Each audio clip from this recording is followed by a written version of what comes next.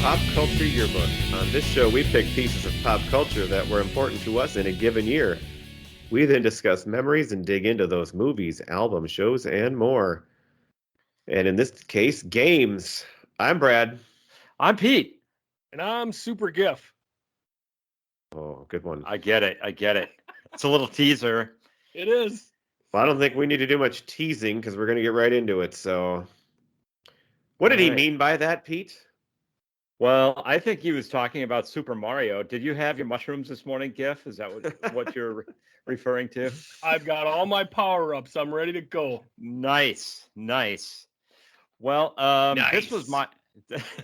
This was my episode to pick out, and when I looked at the date and I looked at some of the things that went on in the year 1985, which we are closing out today, I decided I got to go with Nintendo because this is the year that Nintendo was initially released in the United States. Now, some of you might be going, wait a second, I didn't think it released until 1986, but we'll get into that a little bit. Some of our more technical auditors might be honest all about that, but we'll get into the fun facts on that. But first, I want to talk about why this is important to me. And I'm going to talk a little bit about my time growing up on the farm, which we've talked in previous episodes about. I lived on a farm until I was 12, similar to actually everybody on this call grew up on a farm for some time. Two of us moved into town, but we actually had a video game system where while everybody else had an Atari in the early 80s, we had something called, that's right. We had the television. Yes. Cadillac of early. The Cadillac. In my opinion. We had the Edsel, which was the the Odyssey 2, which actually we did have a lot of fun with it. You laugh and you make fun of it, but we had fun. Because what that was, it was a gaming system that what was unique about it was that it actually had a full keyboard, which no other gaming system at the time had. And so you could type in your own name, like for games where it'd be like, hey, play your name. You could type in your name, and there'd be like puzzle games like Hangman and stuff like that you could play on it. The most fun two games that we had playing were one called KC Munchkin, which was a total knockoff of Pac-Man. And I think that's actually what put the company under, the Odyssey 2 company under, is because they actually got sued because it was too similar to Pac-Man. The difference was, though, is that it had way fewer dots, but they moved.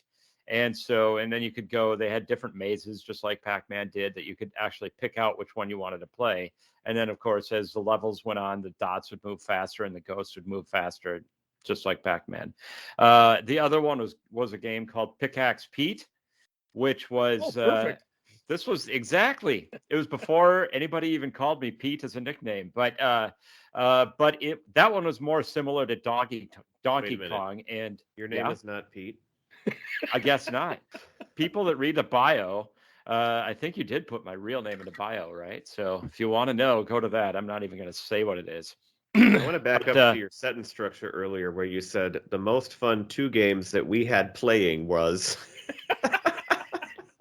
There's the English teacher coming out to you, Brad. Oh, my God. Okay. I really enjoyed that unique style you threw in there. The unique, what was the interesting word usement site structure? Yeah, there you go. There you go. So anyway, Pickaxe Pete was more like Donkey Kong, but I wouldn't say that it was similar enough where you would say it was just like a total ripoff of it, where you started at the bottom of the screen and then you had a pickaxe and then you had to get to the top of the screen with different ladders. And then there would be these boulders that would keep coming after you. And if you had a pickaxe, you could smash them or you could jump over them or duck if they were bouncing sometimes. And then you had to get a key to get to the end. Then you'd get to the next level. So it was a lot of fun. Pretty similar to Donkey Kong. It wasn't. A sledgehammer, you got a pickaxe, and instead of barrels, there are boulders. There wasn't as much of a storyline to it. There wasn't a big gorilla or anything at the top of the screen, and there wasn't a girl or anything that you were trying to save. So it was different. Pickaxe Pete wasn't as much of a job creator as Donkey Kong was. That's right. It because wasn't. they didn't employ a gorilla or a princess. That's right. Okay. So now, as we get to be a little older, and I know Brad's family, or Brad has memories of this as well as my family. We would go, our two families, about once a year for a few years there. Maybe we went to Sioux Falls, South Dakota, and we'd get like a hotel and make like a night out of it because that was like a little mini vacation. The Holiday It, Inn downtown, the Holiday Inn downtown, and also I think or the Ramada the Ramada Inn. on the outskirts. Right, exactly. And Man, what a memory! and back then they didn't have Super Mario Brothers yet. They just had Mario Brothers On the which was, of actual course, a arcade sequel game. on the arcade game. Right. And we would play that for hours, and that's where you'd keep asking mom and dad for more money so that you could get change and keep playing it all night long. And we had a blast, didn't we? What was the main gameplay difference between Mario Brothers and Super? Well, they're completely different. They are Okay, but I don't remember. I didn't Really? play it. Mario Brothers, it's the two of you down in like just you're in underground, and the things are coming through these levels. It almost looks a little similar to Donkey Kong, and you gotta knock each of them out to get to the next level.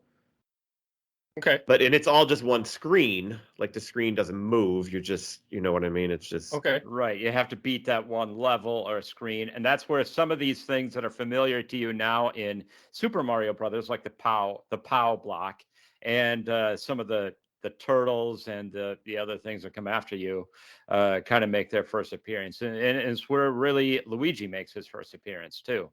Okay. And so we played that a lot. And then one year they had this new game, and it was Super Mario Brothers. And they also had Duck Hunt, and I think it was on the same arcade game that you could play.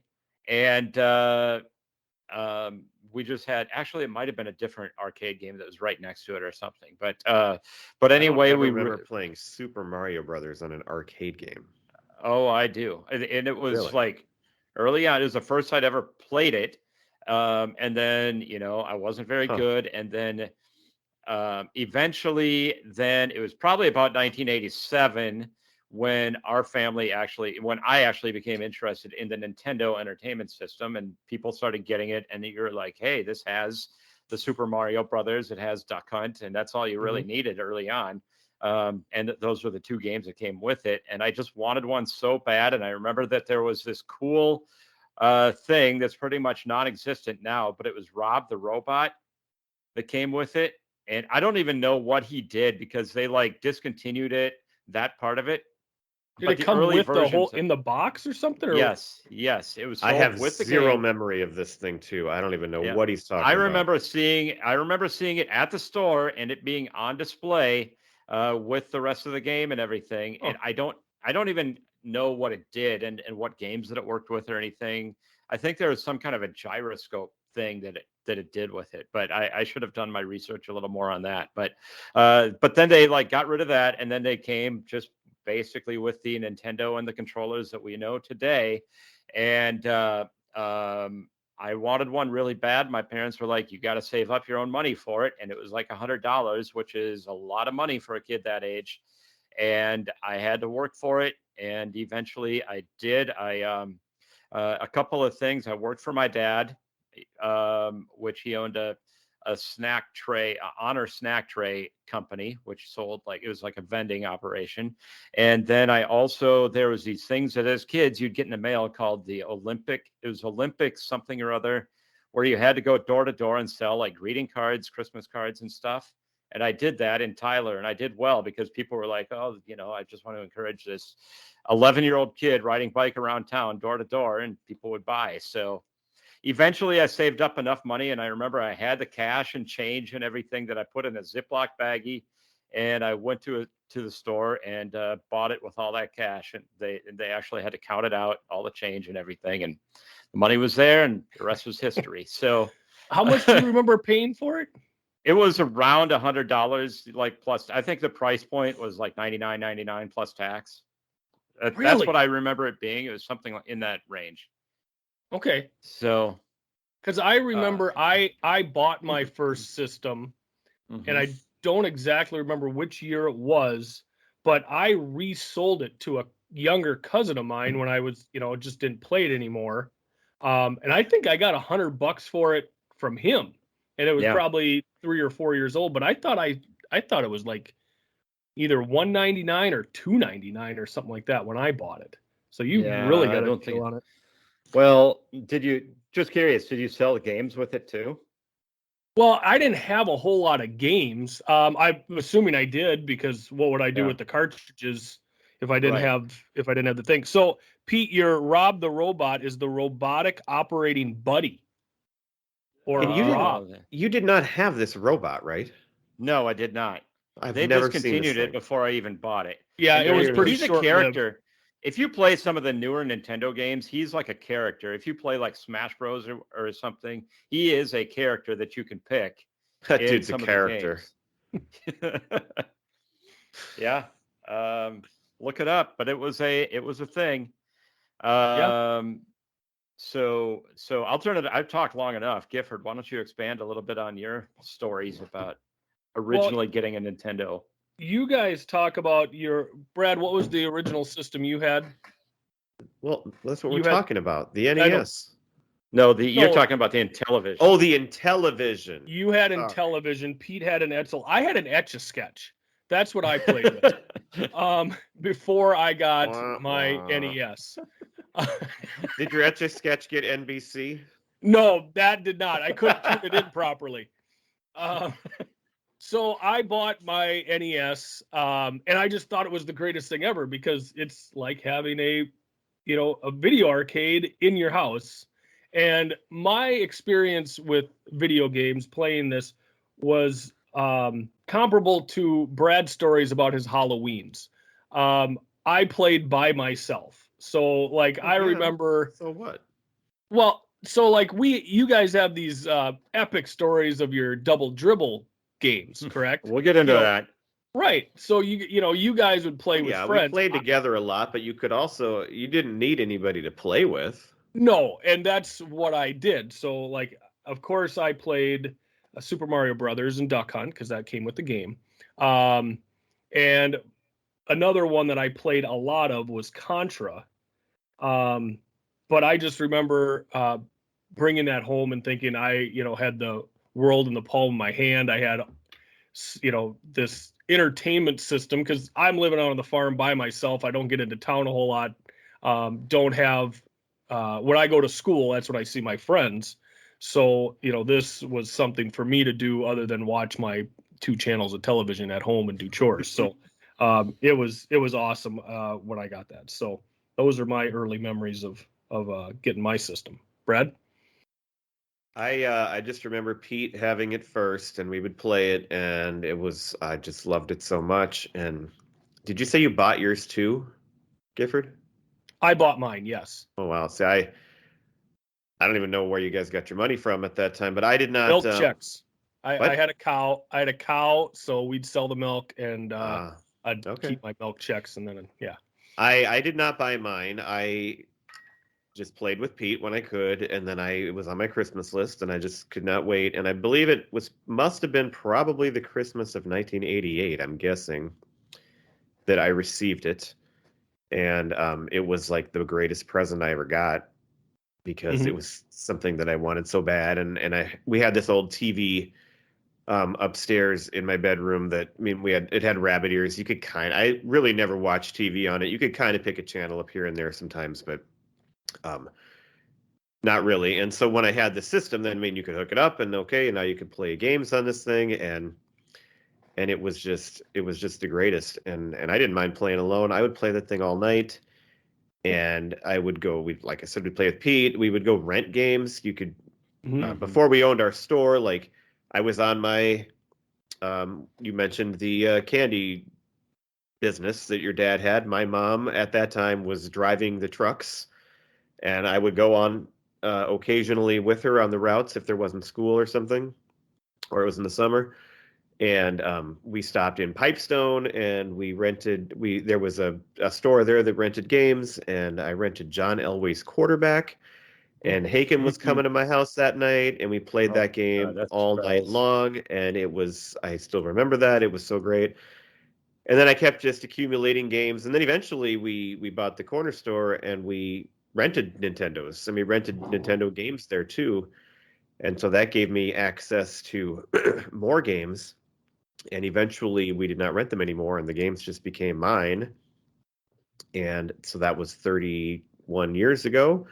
And I still have my NES down in the basement, the original version with all those games. And I played it the other day, and It still works beautifully. I love it. Do you remember how much it was to rent the console? $7. I remember don't that. know. I never rented that. I don't Right. think. I I had remember the that. console, but I rented the game. Because I remember we would was- rent VCRs and then Oh, yeah. the tapes Yep, before yep. we owned a VCR. But I never rented a Nintendo system. So I was just kind of wondering. And then That's how much what the I games- that's what I I think remember. maybe I it being. did rent one. That might have even been a time where we did rent one. Yeah, Yeah, I don't know. I think I did rent one Okay. once. I'm pretty sure it was $7 in that ballpark to rent it for one night, and then you had to have it back by noon the next day. So Sure. you could rent Right. it for more nights if you wanted to pay more. But and then it was probably $2 per game. Right. Well, That's what and I wanna that say. You're that was just the big, completely making this up, but I think you're probably about right. No, that I was- remember that. that was I the big do. I do. I the think big movies jump, were $3. the big Like jump at when our you store. could save your progress on a game. Like, when the PS2 or whatever came out and you could rent games, which I did, but then, you would save your progress on your memory card and you wouldn't have to start over. Like, that was always such a big deal, I thought, but Yeah. with the original games, when, you died, you were done. Or if you rented something else, it was, you start over from scratch. So, Well, some of those games you'd get to a certain point and then you had to write down a code and then you could resume Oh, at that point. yeah, that's- on the that's true. Nintendo games. Oh yeah, Yeah, like Mike some Tyson's games. Punch Out. I remember having codes for that game. Right. yeah, I forgot about that. So yeah, I just remember here's a couple of just historical items about the Nintendo. Oh yeah, I It got was- some too. So It was available for limited release in the United States on October 18th, 1985 in New York City. And it was actually a little bit of a dud early on, but then it kind of took off. And then eventually in 1986 is when they expanded the release to, I think it was San Francisco and Los Angeles and some other markets. And then 1986 is when it really boomed. So it came at a time when the TV video game market was collapsing. Like Yep. nobody wanted the Atari games anymore. And some of those other gaming systems the whole industry was just falling apart because 1983 was the video game crash, Yes. yes, which I find yes. interesting because to me that feels like that would have been prime Atari time at that point. It seems And like that's yeah. I think we got our Intellivision in like 1982, so it's right after that. That seems like everybody was playing those games at that time, but Well, and the reason that and- was is they had 4 programmers from Atari that left to start Activision because they were upset that they weren't getting royalties. Atari was owned by Warner Brothers at that time, so like if you were in a movie or something like that, you get royalties from how many movies were sold or anything like that. Well, the programmers weren't getting those same royalties, so they were upset they left to start Activision. And once they were able to pry into the market, then you had all these other developers come in and just start saturating the market with just crappy games. And Yeah. you had all these games being made but not sold because customers would rent them or buy them and go, well, this is junk. And so you had then they didn't wanna oversaturation buy with 'em. crappy products, and that's why that crash came along. But the NES definitely helped pull them out of it. The other thing is that this is when the market started to move towards personal computers, and everybody seemed to think that the future in video games was all on the PC, and so that's where these companies were kind of making their investments. But then the NES came out, and it had a differentiated design where it was the only one where you put the cartridge inside the game. And it was not visible when you're playing, and it was just like people liked that the look and they feel tried of to that. make it look like a VCR in that way. Right. Yeah. And they changed the terminology too to make it seem more new and different and appealing. To like gaming console. It was right, an or something. entertainment system instead of a video game system. That's right. And it was a control deck, not a console, a control deck. Mhm. And instead of just games, they were called game packs. Ooh. It's that rebranding. Those were the things that made it. This was new and different. Well, and also it was the first one, at least that I can remember, that had the push button controllers. Like everything is just buttons on the controller, whereas before that, on the Atari and some of the other games, they were joysticks. And so the Intellivision had a disc, like a round kind of like disc, Pong, right? It was like but the then dial also thing. above the disc, you could put in like they were the size of like game cards, like decks of cards, and there was like a keypad, like 9 buttons at that. Okay. Right. Where you There could is a also numbered push, keypad. Yeah, so you had a keypad and a round disc that you could move with your thumbs, and so right. So, and I still, to this day, I still think that I like the those controllers, the original NES controllers, probably better than any other gaming system I've ever played. Oh, me too, by far. Just because it's so comfortable and it's so simple. I some of the ones now, like the Switch. buttons. Yeah. Oh man, because Exactly. the thing that drove me nuts about the original, and so when I played this again leading up to this this podcast, I was playing it on the Wii U, and so I was using the joystick, which is much more comfortable. But I had to switch to the Wii controller because that's much more like the original controller on the NES, where it's sideways. Yep, you turn it sideways. You got the AB button. The thing that drove me nuts, and it hurts right now. My left thumb from pressing on the edges of the direction pad. Like, you dig into the edge of that direction pad, and my thumb hurts just like it did back then. Yep. So I think it's an excellent controller because, like you say, Brad, there's not very many buttons. There's not really much to get confused about, and you're not looking down at what to hit. It's just an automatic thing. So I did like that pad. I like the Super Nintendo one just fine. But that was my limit. Was good. After that, the controllers. It's part of the reason why I hate video games now. I mean, it's too much. Yeah. Keep it simple. It's so much more fun.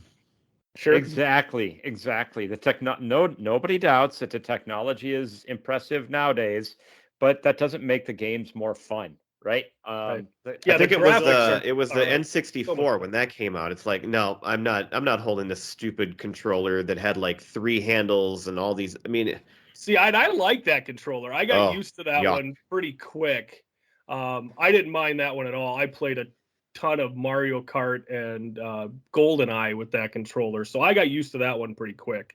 The N64 was the first time I remember playing the Mario game for that, and that was the one that was 3-dimensional, and so I could not figure that out to save my life. And maybe it was just me getting older, but it was it took forever just to get used to looking around, as opposed to just a straight up Mario where you're going left and right. Yep.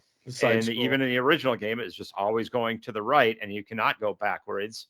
But I kept getting lost. I didn't know where I was going, and I don't know. Maybe that was me. Yeah. You need that spatial awareness. It's tough. It was tough to go.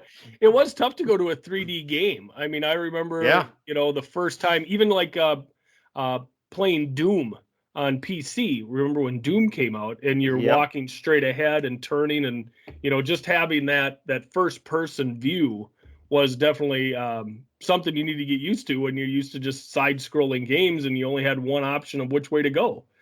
So the other thing I love about a lot of fun. The Nintendo that set it apart, besides the terminology, was that it was strictly aimed for kids, and so the games were all censored until 1994. You didn't have any bad stuff going on in the games. No, I mean, it was no real violence or anything. Right. And that was the decision they made, that it didn't hurt them. No. That was okay. Everybody loved it. In fact, I'm sure you have this stat. By 1990, the NES had already outsold all previous game systems combined in 5 years. Wow. That's pretty amazing. Well, and that's the thing. I mean, you look at it now, you can kind of, Nintendo's kind of like Disney with its cartoons. I mean, we have a Switch. We've had the Wii. We've had the Wii U. Now we're on to Switch. We've had DSs. I mean, the kids. If you have kids, like they're an excellent gaming system. They're simple. Yes. And they have so many different games to play that are kid friendly. So you're always going to have kids that want to play video games. It's an excellent model to go by, just like Disney. You keep putting out cartoons and the kids are going to go nuts for them. Yeah, it's excellent. They had some really good sports games too. We had a lot of fun because we're huge sports fans back then, especially like with the '87 Twins going on and '91 season. There's the Major League Baseball was one that we played all the time. Also RBI baseball. Were Both two great. of the best games, both great games. There was even the hockey games, Blades of Steel, and ice hockey. yeah, but Blades of Steel was the one with the fighting, and that's what you really played it for. and again, like even that, it wasn't like violent fighting where you like some of the newer games, like, oh my God, I would never let my kid play this. It was just fun. It was just cartoonish, and it was. You want to see Gretzky's head bleed? Well, see, and I never got into the sport games because I was playing by myself, and I really didn't like playing against the computer. It wasn't as much fun. Playing a sporting game, it's much more fun if you've got a buddy right next to you and you can That's trash pretty much talk. all I played outside of Mario games. Mm-hmm. Right, because you were playing. And I would play them by myself. Would you? Okay. Yeah. See, I just didn't have a lot of fun playing against the computer. If you get a sports game, then it's fun to play against the computer when you first get it, just to kind of learn it, and then then eventually it's like you get so good at it that it's. How do you think I got so good at double dribble, Gifford? Exactly. Well, and that's how I got good at it. Hours of practice on level 3. Right, and that's how I got good at it. Well, double dribble, all you have to do is hit that one. There's 2 spots. You get to those 2 spots and you hit it, and then there's more to it. But it's getting there. It's getting there. You got to pass and protect. If somebody's good, you got to get it down the court too. Got to protect the ball. Don't turn the ball over. Yep. No, no doubt. But that's I played double dribble, played against the computer, got decent at it. But like you say, if you don't get to go play against somebody else, it's just not as much fun. So, right. Well, and that's where we started to talk about already the best and most fun times that I've ever played, that I've ever had playing video games, was the classic matchups that Brad and I had. And Gifford, you were there for some of them. Yep. I remember the one that went into triple overtime. Before you go, it has been described as the most evenly matched event. I'm not sure of any 2 people of any contest in the history of the world. Because every time that we played, and it's not as much like this anymore, but I can still beat Brad once in a while. Oh, wait a minute. No, so we just played in May when Haken was up here. So the first game, I beat you by like 30. It was kind of ugly. But then the next game, this is what happened, Gifford. I was up by like 15 points. All of a sudden, I don't know what happened. He starts coming back, and I couldn't stop it. Run. And I scored to go ahead by 1 with just a couple seconds left. And he literally got down the court and beat me at the buzzer with a basket. I think it was a slam dunk. It was incredible. That game was a slam dunk at the buzzer to win the game. Brad, what you did, that's called pulling a Wolves. That's get up big and then just let it all melt away. But I did beat him by 30 the first game, so. Well, it was because it's been a while since I had played. Was it? Once I get loose. Hey, Brad, you should know this. In sports, you're only as good as your last game, right, Pete? You're only as good as we your haven't last played game. Since, so he is currently up, I guess. Right, he is the champion. I don't like that at all. I quit. I'm upset about that. Because if that's not the case, then the Twins are still the world champs from 1991, right? I mean, wouldn't that be the case? Yeah, you're only as good as your last game. Anyway, Pete, you were talking about a 3 overtime game. Yeah, so now the game itself does not go into overtime. The game will have it end in a tie, which is absolutely ridiculous because for a game like that, and it's a basketball game, just play the extra, just have the extra it quarters doesn't go. have And so overtime? we had to start a whole new game and then just count Oh. that as the overtime. Okay. And that's what you had to do. And I think and Gifford, you were the witness. And then we I think you got ahead, as I remember it, into the third overtime, and then like it was a key possession for you, and then I got like 2 block shots in a row, Which is complete rare. luck. It only ever happens for you.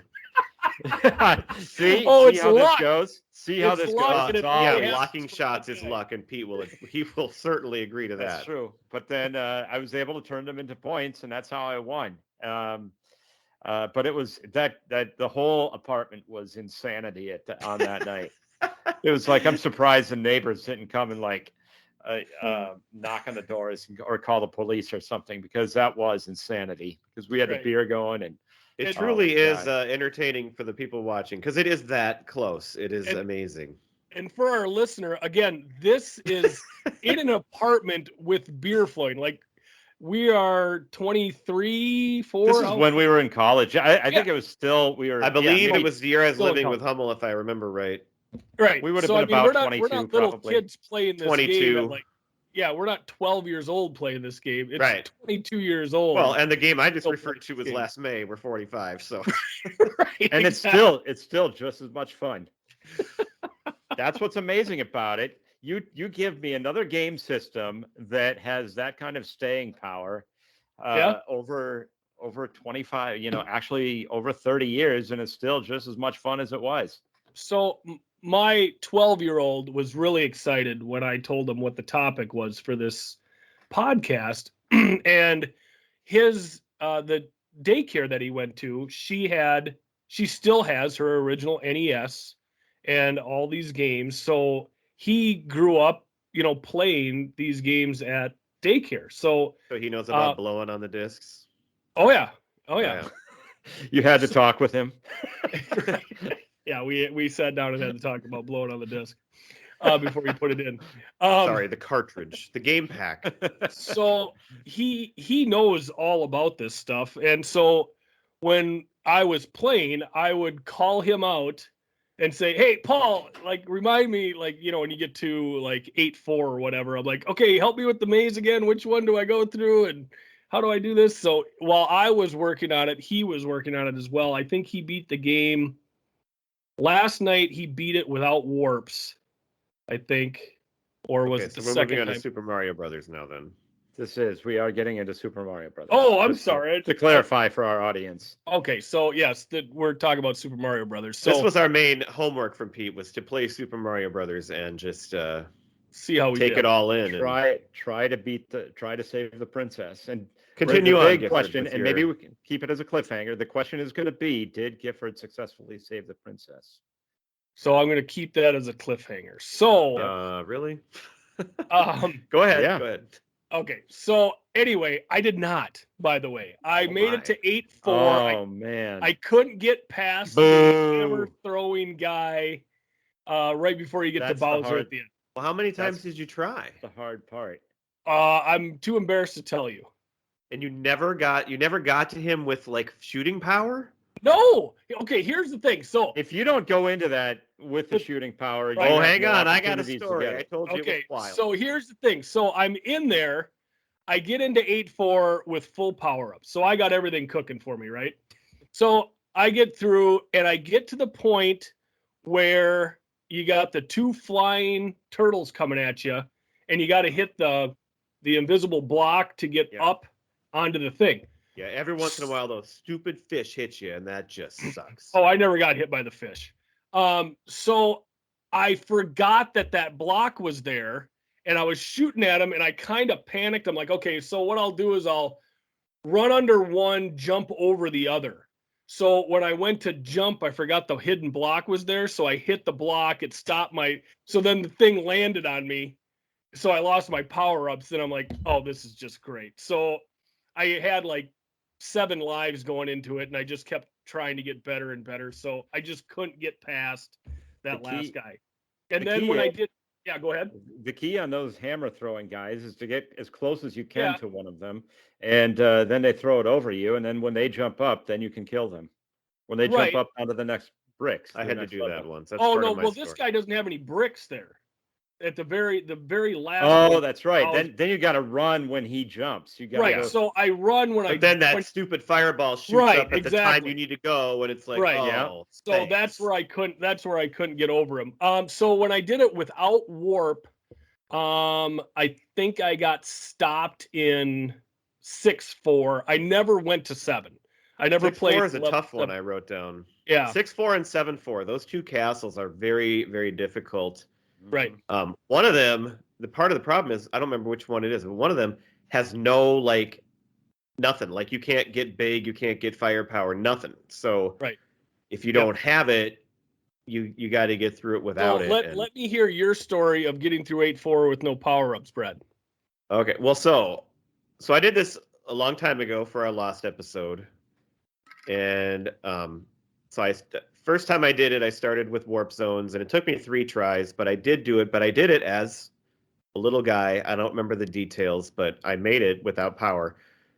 But this time I did it, and so I just sat down to play it one time the other day. Took me 13 minutes. That's one of the beauties of the game. I never died once. Nice. That's amazing. That's amazing. In fact, I got big and got power and never lost anything until 8-2. I accidentally ran into one of those stupid jumping turtles that you just talked about. Yep. And so I lost it, which is the worst because you can't get both back before 8-3. Right. So I went into 8-3 as a big guy. I did have height. Yep. But I had to go up to that first Ninja Turtle level, and I had to stand by him, and I had to knock him out, and I was able to do it, and I got the flower there. So, and that can be total luck. So once you get through that, then it's not so hard if you can shoot. So great, I'm going to 8-4. I got full everything. Yep. The place, and it's always so stupid. So first of all, it's either the flying fish. One of them jumps up when you can't even avoid it, but that didn't happen. It was underwater. Right before the Ninja Turtle. Yep. And I was running on the bottom of the floor and thinking, oh, yeah, you can just go underneath all these things. Pretty safe. No, that last one, you have to duck under the and I forgot. And so right before I go out the tunnel, I lost everything. Oh, my God. It's brutal. So I get out the tube, and you got to wait like 2 seconds. And I ran as fast as I could, and I got underneath the Ninja Turtle. I jumped. I didn't hit the fireball, and I kind of paused for a split second, and then I ran underneath the big guy, and I made it. Nice. Yep. And if you time it, and you got to go full bore, but you still have to time it just right. And I think you got to have those little split second pauses for each one too. If you just come out of it and you just try to go straight, you're not going to make it. You're not going to make it, right? But it's all luck. I mean, it's all luck. But I did it. And so way back when we did this the first time, I tried it without warp zones, like you said, too. And I did make it on my 4th try without warp zones. Wow. And what I love about that is that even if you don't take the warp zones, you can still play the whole game in like a half hour. And like you can play the whole game, you can feel completed, you can finish it, and it doesn't take forever, and it has an ending. And I like an ending. Like I did it. Right. So I accomplished it. All my goals, I accomplished them all. It's great. And you feel completed. So now, the time I did without warp zones, I think I did remain big all the way to the end, so I could just shoot those guys. The thing is, though, too, if you are big with firepower at that last little part there, if you do get hit by one of them, you're invincible for like that 3 seconds. You can just run through it. But if it works out, you run right through Bowser if you get it just right. If you're big going to him, If you you just hit turbo and just run. Because what happens is sometimes you get through the Ninja Turtle and you jump, and then that fireball gets you, and it's like, oh, you piece of. But usually you can just keep running from there, and it doesn't make a difference anyway. Yep. Yeah. I've done it where I've run under him. I've done it where I've jumped over him. It's just crazy because with all those hammers throwing, it's all just luck, but it can be done. Well, and one of the fun things, like, so 8-2, if I go into 8-2 with height or anything, I can't get through it. I'm so used to doing it with no power-ups as a little guy.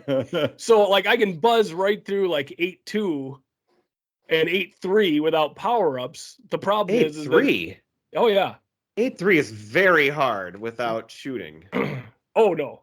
I buzz right through it because I can't get the hard part is to get the power up on the first set of Ninja Turtles. Yeah. So if I don't get it, then I just keep going and I'm little the whole time. So I got really good at no power-ups from 8-2 on. That's impressive on 8-3. Yeah. But that's what I was used to because I would never describe that as easy. I kept screwing up where I wouldn't get the power-ups. 8-1 is the thing about 8-1 that's hard is that there's that timer on it, and you can run out of time really fast on that one. Yeah. If you screw around, you're going to run out of time, even though that level isn't all that hard. Well, and 4-1 has got to be one of the easiest levels there is. You just walk and jump the whole time, and the clouds up there throwing the spiky guys at you. And you never break Is that the first stride. time that you run it? Is that the first time you run into that cloud? Well, it is if you warp. Yeah, I don't know. I don't know if there's one in 3 or not or something, but so I go. So Paul's Lakitu, I think that's his name. My 12-year-old's telling me, you got to go and at least do 3-1 because at the end of 3-1 you got the 2 turtles coming down the stairs and you get the infinite lives. I don't know how to do that. That's something I never figured out. So I was like, oh yeah, that's right. I'd go do that. So I did it, and the first time, I'm doing it, and I'm just like racking up all these lives, but the timer's going like you got to hurry up and get done. Well, all you got to do is go up the steps and jump on the flag. So I kept going, and I got out of that level with 11 lives. And so I'm like, oh, I'm perfect. So I kept going back to 3, trying to get that, and I could never do it again. It was just aggravating because I'd jump on him and it would fall down and then it wouldn't work. But yeah, and he's like, well, it takes a lot of luck. And I'm like, but I just did it. It didn't seem that hard, and I could never reaccomplish. Do you remember that, Pete? Are you good at that? No. I usually just get right to the point. I've seen it done. I think maybe I did do it when I was a kid once. Call it a day. I don't remember how to do that trick. Well, I remember. I remembered it after he told me, and I knew how to do it. I just could only accomplish it once. Getting back to actually saving the princess part, I remember 8-4 is actually, as long as you know your way, it's remarkably easy. But that's the challenge in that. That is the one thing. Go the right way. That is the one trouble I had this time. I went down the wrong tube twice, and I know that I don't know what I was doing because I never go the wrong way in 8-4. I know it like any other level, but I went down the wrong one twice this time. It didn't stop me until I hit that stupid and that was thing in the water. That was my thing when I was playing, because I was playing again last night. Like, I would die at the hammer throwing guy and just go back to the beginning and just whip right through it, because it's not a hard level. You just know your way through, and there's really nothing until you get to that frickin' turtle guy with the hammers. And there's no way to get any, there's no way to get a power up back. Power up. So, because I did get through. Sorry, I was just going to say, I did get the first time that I got to Bowser on 8-4. I just gunned it and I made it through the first time, just like Brad said. I just I didn't even think about it. Once I got out of the pipe, I just jumped up and ran right at it, and then I made it. So that was super easy. Well, and see, I made it under the turtle guy one time, but then I had to time the jump. And so at that point, he's turned around, he's throwing his hammers the other way. So now you got the fireball and the umbrella of hammers coming at you, and it's like, well, eventually I just got caught by. Yeah, if you wait on that guy, you're screwed because the hammers never really stop. Right. So that's where I was hosed, because I always remember doing that level with full power ups, and there's nothing to it. You just buzz through and hit everybody with the fireballs, and you're good to go. So. Yeah, it's much more challenging. I might try it again here just to see if I can do it, but it was a lot of fun going back and playing it. I remember when I first started playing it, like even on level 1, like I would drop, like I'd hit the one spot where there was, where you could fall, and I'd fall through it. It took me a little bit to get back into the mechanics of it, get your timing down, but it comes back to you. It's a great game. It's an all timer. Mm-hmm. What are your opinions? Or go, sorry. No, I was just going to move on to my. I was going to say, what are your opinions of Super Mario 2 and 3? Never played them. Never? I remember 3. It was on NBC. Wow. I remember watching people play it, and my 12-year-old loves that. He thinks that's the best game of all time. He loves it. 3. And a lot of people do. Yeah, 3. 3 is phenomenal. Yeah. I always loved 2. I had a soft spot for 2. It was just so different. It is so weird and different. It is weird. And it was the first one that you had like these different. I mean, the first one obviously has different worlds, but they're you actually. I think it had a map that it took you through, right? 2? And then you had like I think 2 did. No. Yeah. I thought it had a desert world and it had like the whales that you go through. That's 3. And, it has whales. Okay. Yeah, maybe 3 I'm was the first one misremembering. with the map, if I remember correctly. But okay. But and I don't know. The thing with 2 and 3 is I liked playing both of them. Like they were really, really fun. But I never like with 1 you could finish it. With 2 and 3, I don't think I ever won either game. I don't even know if I ever saw anybody finish either game, because 3, of course, that one took way longer. I know that I've beaten both games. I Really don't remember. I know that 2 I've and defeated 3? them all. Yeah. Okay. I had them both. They're really I have them still, and they're way fun to play, but I don't have that same closure with them like I do with 1. Yeah. Yeah, but I didn't like 2 as much as I liked 3. 3 was cool because that was the one with the raccoon, right? You could turn into a raccoon. Yeah, and you could fly. turn in all, and it had little games you could play and stuff, kind of like like a slot the newer machine Mario kind of games thing. now. It kind Mario of World now. Yeah. started those. Yep. So one of the things that my 12-year-old was talking about was fast runs, where you just speed through the game. So he showed me this website, and where you can upload your times. So the fastest time with warps on this particular site was just like a split second under 4 minutes and 55 seconds. How is that possible? Okay, I guess so. I went really fast. It took me 13 minutes, but I did stop and hit most of the. Right. I suppose so you're not even lives. worried about coins. Nope. You just go. I should do that once just for. And then this one, warpless, the time was 18, just a hair under 1857. Wow, that's pretty ridiculous. Yeah, you're really. Like I said, it probably was about a half hour is what it would take if you have a good run on no warp zones. On no warps, right? My thing is on some of them that when you get on those ones where you're just standing on a ledge, I have to collect myself. I got to put the controller down. I got to collect myself. My palms are sweaty. I'm like, okay, and then I make the jump. So that's 8-2, isn't it? Where you have to take that one really long jump off the pipe. Yep. Yeah. Well, I hate that. It's not off. I don't do it off the pipe. I go down onto the first block, and then you skip over and jump. There's two ledges. Yeah. Because you can't pick up your speed. There's no. Yeah, you can. Oh yeah, that's how I do it every time. You pick up your speed, and it will run right over the hole. And then get it on the second. Then you jump. And actually, 8-4, that's like it's the very first thing where you got to go down to that bottom step and you got to not fall in and then jump off it. That can get you some. I mean, usually you don't have a problem, but for me, I had a hard time with 4-2, where you drop down, you come and you jump onto the 2, and then there's a space onto a 1. Like I would always mess up on that when I first started. I don't know what you're describing. Well, there's a space, and you jump onto 2 blocks wide. And then there's another space, jump onto 1 block wide. Oh, yeah. That screwed me up more times than I'd really like to say. But one of the things that made me laugh was my wife came down while I was playing, and she asked me, she goes, so when you're playing it, does the lean help? And I'm like, yeah, like on that 182, yes, the lean, when you lean to the side. It's like a Wii controller. And how hard you push the button with your thumb and how long you hold it down. Because of that. Yeah, absolutely the lean helps. Are you kidding me? Oh, one of the things this is by far, I guess, the best-selling video game of all time with 50 million copies sold. That's why. And when you think about that, it was sold alongside the console when you originally bought the console, that would obviously help quite a bit.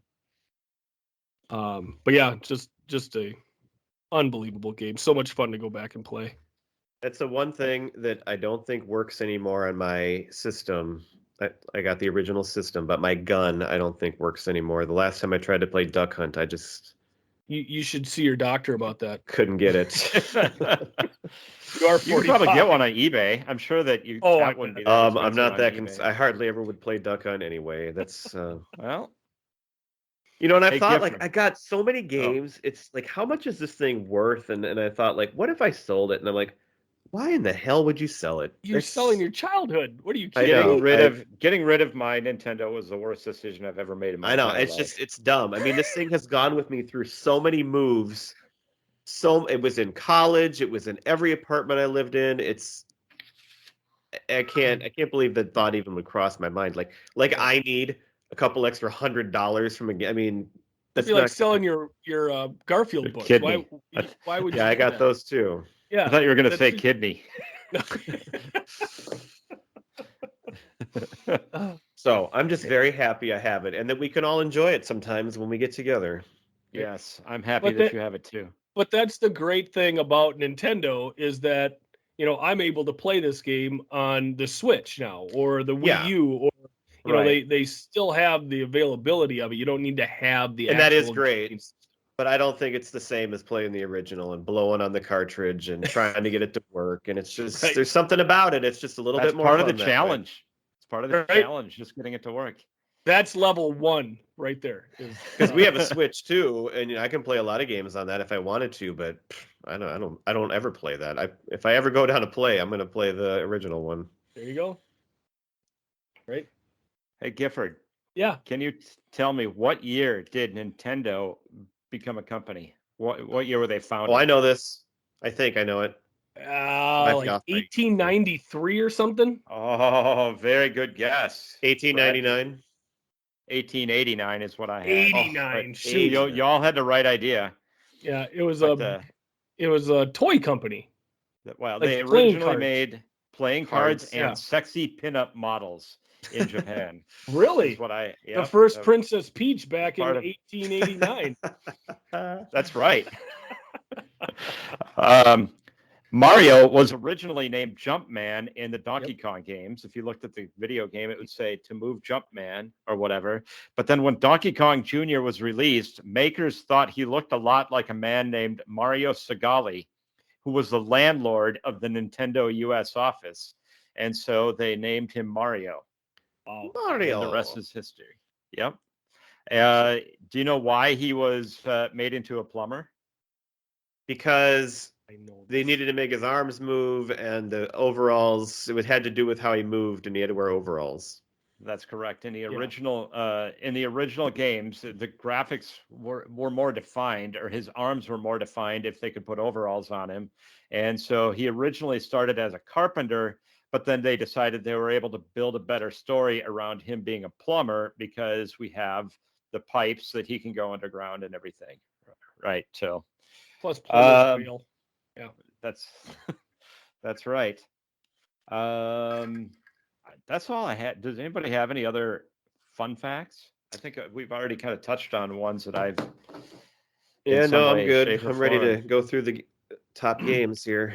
Well, one thing that I found astonishing going back to our video game crash of '83. Yeah, this is amazing to me. So, in 1983. Video game consoles, the revenue was $3.2 billion. And 2 years later, $100 million. 97% drop from 83 to 85. That's really remarkable because, like Brad said, it seemed like that's when Atari was the hot thing and everybody was getting an Atari. Yep. And those games, I mean, those I guess at that point they must have all had it by then, and nobody bought a new one again after it was just done. Yep. But they came out with different versions of it too. Like there was an Atari 2 console, but maybe it wasn't different enough or what. But it seemed like a lot of people had that. Right. I don't get it. Well, and like the Intellivision had an Intellivision 2 also that came out. I don't know what year that came out, but that had to be around that time, if not even later. And I think it goes back to the PCs. You know, everybody was getting more into PCs and done with the game consoles. And I just found those two numbers astonishing just in a 2-year span. So, so we wanted to get into our top 5 of all time. Yes, the category original... is top 5 original NES games, in your opinion. Why don't we start with you, Gifford? I think that's a good place to start because I had the least experience as far as the game goes. So my number 5 was Duck Hunt. So that was one that I played a lot, came with the game, and I really did enjoy that game. I thought it was excellent. Of course, it was fun. I wanted and to the shoot laughing the dog. was great. I guarantee you, every single person always tried to shoot the dog. Oh yeah, absolutely. Yep. Number 4 was Excite Bike. I really loved being able to make I had your that own. game.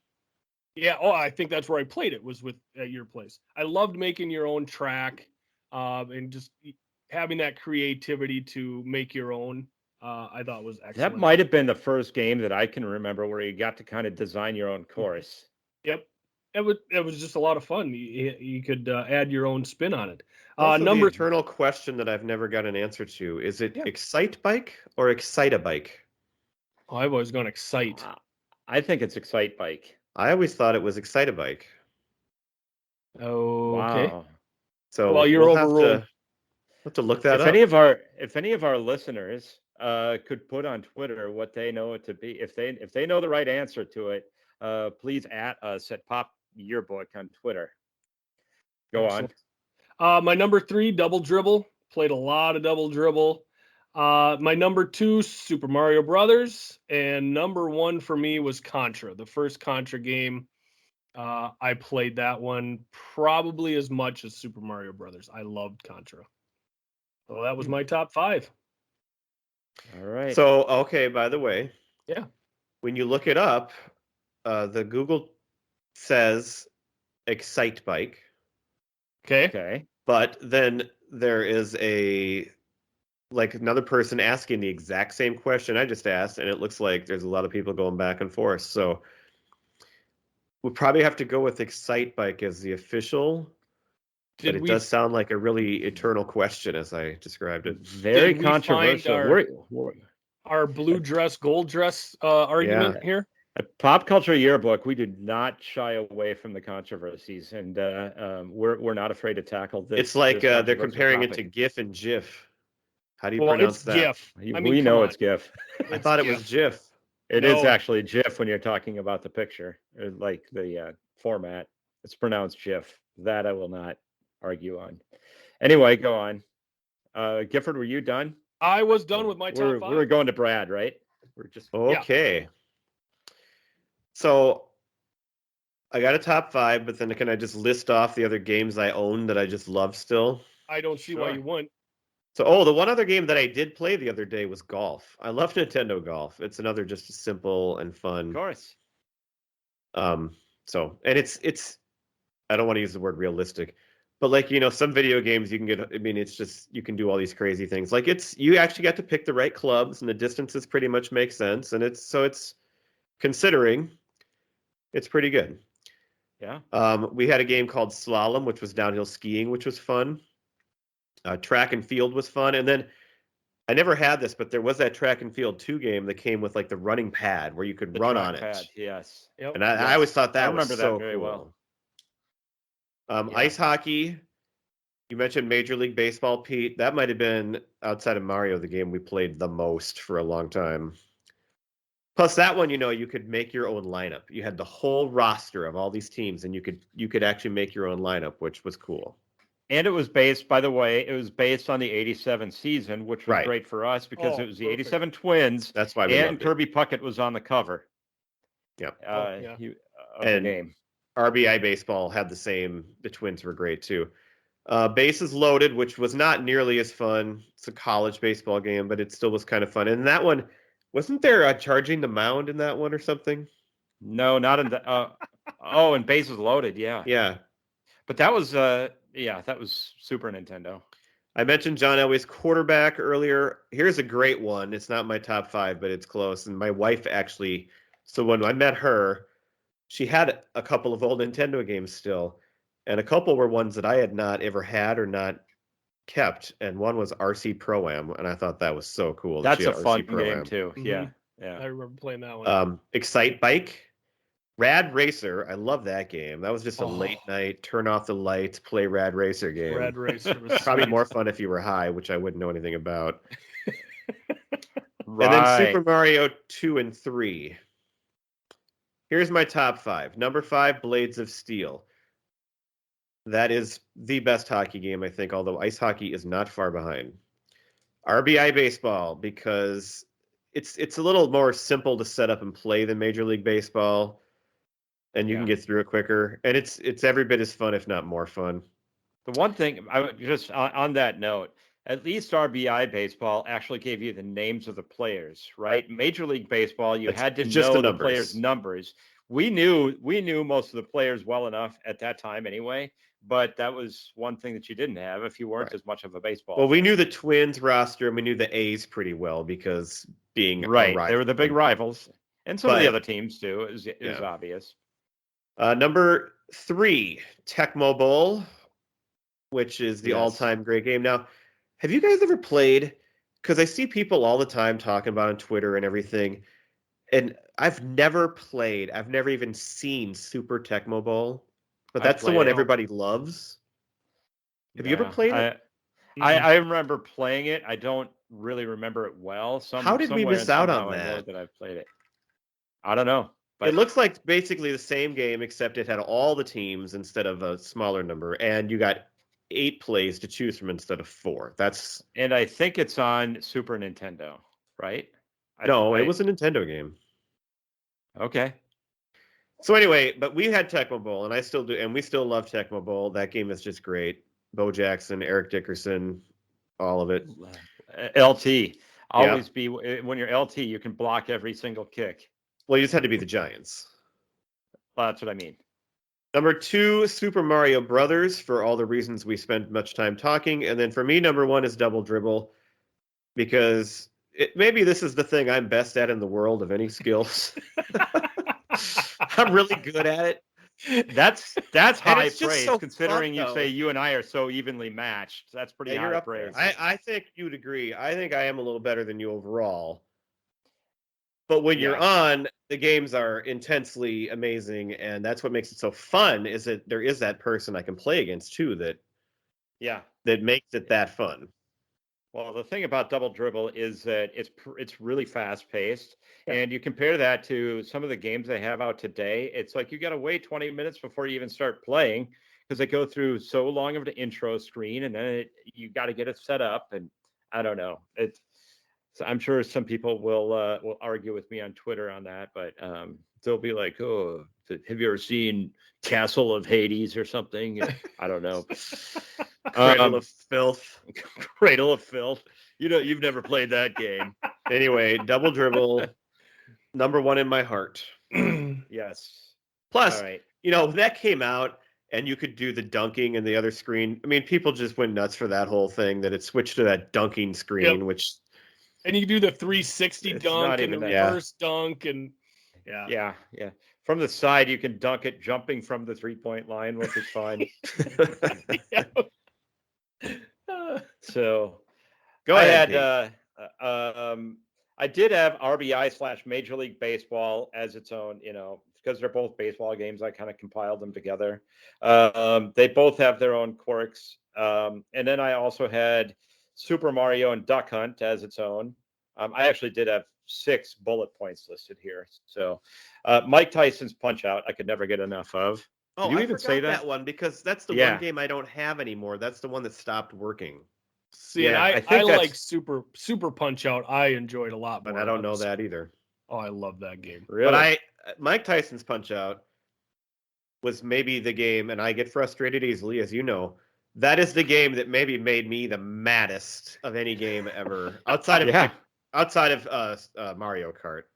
And deservedly so. It was that. But it was that intense. And the thing is, with Punch Out, you could but you had to start over. No, they had codes every once in a while. That's right. Right. Every time you win a title bout, you had to go back and start over at all these levels and do these things, and it was just so repetitive. But yet it was addicting. Like, yeah, I got to do it. I got to do it. It I just never made you did. I never even stronger. got to Mike Tyson. I got to the last guy before him, and I never could get to him, and I never beat him. I have beaten Mike Tyson. I can say that too. I think I saw it. I think Dave did it once where I actually witnessed it.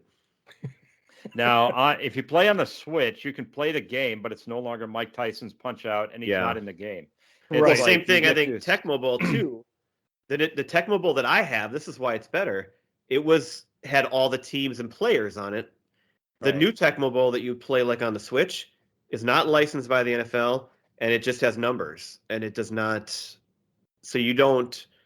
It doesn't say Bo Jackson, Right. which Okay. that's not as fun. All right. So I was talking about Punch Out. Then I go to Yep. Tecmo Bowl. All the other ones we've already talked about, but Tecmo Bowl was another one. Brad, I cannot beat you in Tecmo Bowl, hardly ever, but it is another fun one that we play. Dave's we really used good at to play Tecmo a Bowl. lot. Yeah, so maybe he's your better competitor there. Blades of Steel, which is a lot like Double Dribble, only it's hockey. Yeah. And then Double Dribble was my number one as well. It's just the hours and hours of fun that we have every single time we play it. It's ridiculous. But Right.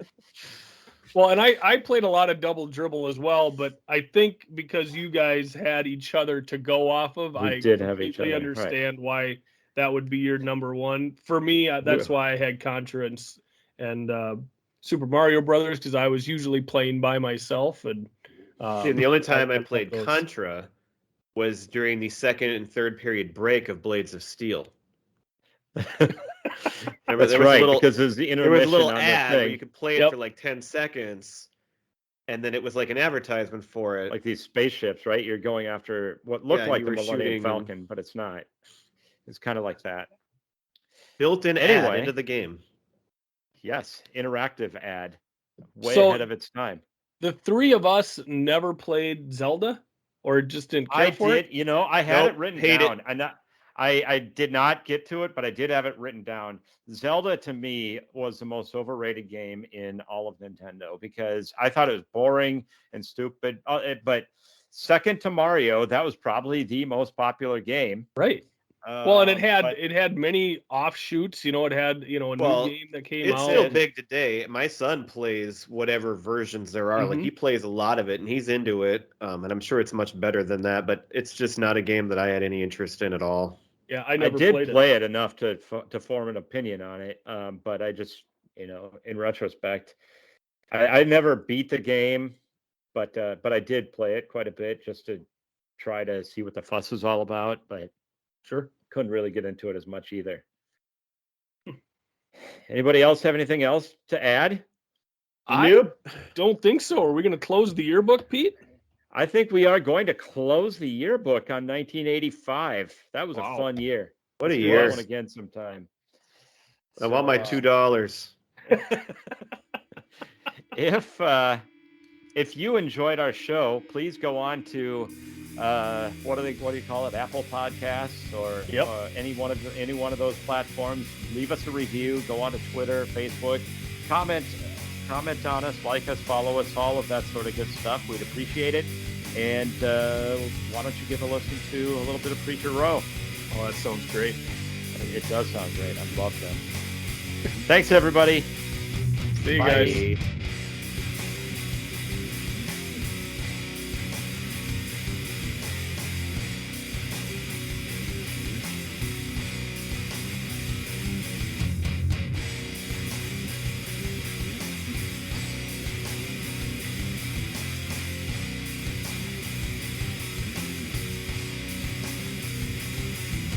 Standing on my own 2 feet. No one's here to comfort me. Sorry for what I have done. Sorry that your son is gone. 7 steps and it will be my last. And start to me on my back. I turn and I look to you. I'm scared but there's nothing I can do.